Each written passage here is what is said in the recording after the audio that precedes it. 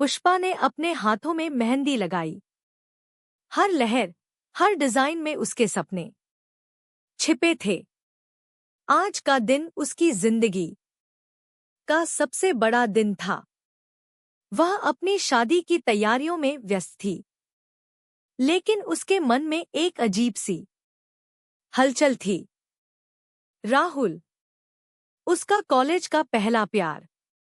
उसे याद था जब दोनों लाइब्रेरी में घंटों बिताते थे, किताबों के बीच एक दूसरे के सपनों की बातें करते थे।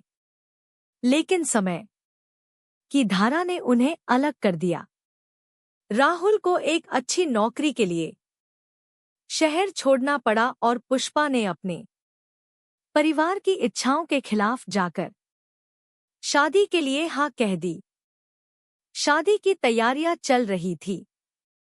दुल्हन की हर चीज पर ध्यान था, लेकिन पुष्पा के मन में राहुल की यादें चक्कर काट रही थी। क्या वह सही फैसला ले रही है?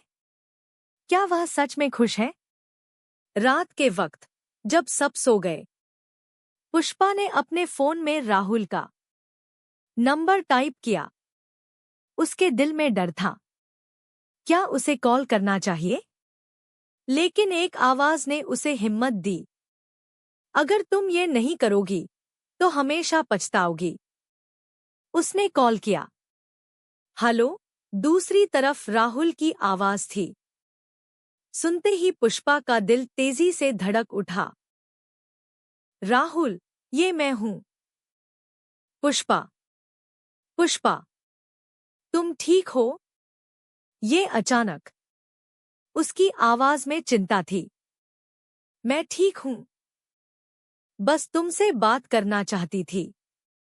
आज मेरा शादी का दिन है। कुछ पल की चुप्पी। तुम्हें खुशी मिलनी चाहिए। तुम्हें वो सब मिल रहा है जो तुम चाहती थी।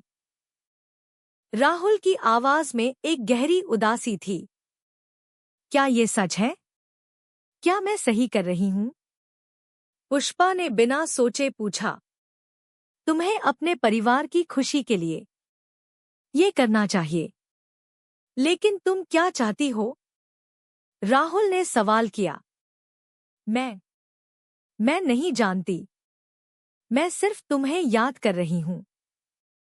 उनकी बातचीत में पुरानी यादें ताजा हो गईं। दोनों के मन में एक हलचल थी। सुबह का समय आया। शादी की रस्में शुरू होने वाली थी। पुष्पा ने दुल्हन की ड्रेस पहन ली, लेकिन उसके दिल में राहुल की बातें गूंज रही थी। अचानक दरवाजे पर दस्तक हुई। पुष्पा ने दरवाजा खोला। सामने राहुल खड़ा था। तुम यहां? उसके चेहरे पर चौंकने का मिश्रण था। मैंने तुम्हारा कॉल सुना। मैंने सोचा शायद तुम मुझसे मिलना चाहोगी। पुष्पा की आंखों में आंसू थे। तुमने आकर मेरी जिंदगी को और भी मुश्किल बना दिया है। मैं तुम्हें रोकना नहीं चाहता, लेकिन मैं यहाँ तुम्हारा साथ देने आया हूँ। ये तुम्हारा दिन है। तुम्हें जो भी करना है वो करो। उनकी आंखों में गहरी भावनाएं थी। क्या तुमने कभी मुझे भुला दिया? पुष्पा ने धीरे से पूछा। नहीं, मैं तुम्हें कभी नहीं भुला सकता, लेकिन तुम्हारी खुशी सबसे पहले है। पुष्पा ने एक गहरी सांस ली। क्या तुम मेरे साथ चलोगे? मैं तुम्हें एक बार और देखना चाहती हूँ। राहुल ने मुस्कुराते हुए उसका हाथ पकड़ा। वे दोनों एक पार्क में गए। वहां एक पेड़ के नीचे बैठकर उन्होंने एक दूसरे की आंखों में देखा। मैंने सोचा था कि शादी का दिन खुशी का दिन होगा, लेकिन मैं तुम्हारे बिना अधूरी हूं। राहुल ने पुष्पा के हाथ को मजबूती से पकड़ा। अगर तुम सच में खुश नहीं हो, तो ये शादी नहीं होनी चाहिए। तुम्हें अपने दिल की सुननी चाहिए। पुष्पा ने आंसू पोंछते हुए कहा, लेकिन मैं अपने परिवार को दुख नहीं पहुंचाना चाहती। तुम्हारा जीवन तुम्हारा है। तुम जो चाहोगी वो सही होगा। पुष्पा ने अपने मन की बात सुनने का फैसला किया। मैं तुमसे प्यार करती हूँ, राहुल, और मैं तुम्हारे बिना नहीं रह सकती। राहुल ने उसे गले लगाया। उस पल में सब कुछ ठहर गया। प्यार ने फिर से उनकी जिंदगी में जगह बना ली। शादी की रस्में रुक गईं।